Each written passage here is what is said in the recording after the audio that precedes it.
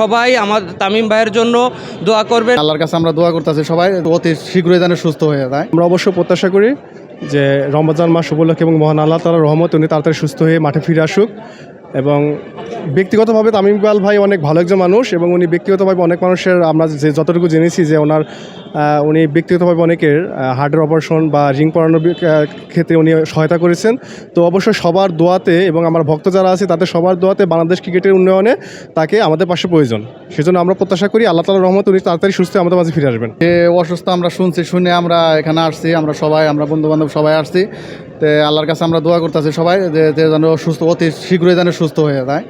তো আমরা সকলে তামিম ইকবালের ফ্যান, বড় ফ্যান।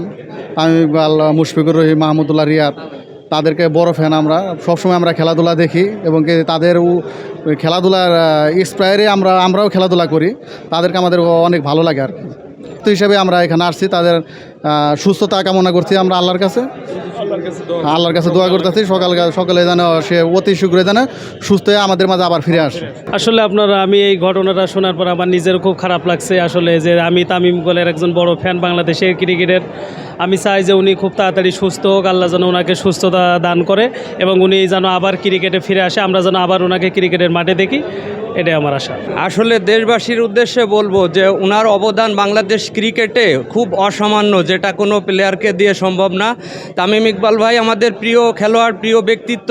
সবাই আমার তামিম ভাইয়ের জন্য দোয়া করবেন। আমি অফিস শেষ করে চলে আসছি তামিম ভাইয়ের অসুস্থতার কথা শুনে।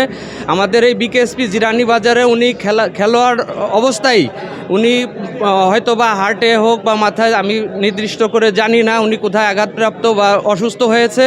তো এখানে ফজিলাতুন্নেসা হসপিটালে তিনি চিকিৎসাধীন অবস্থায় আছে।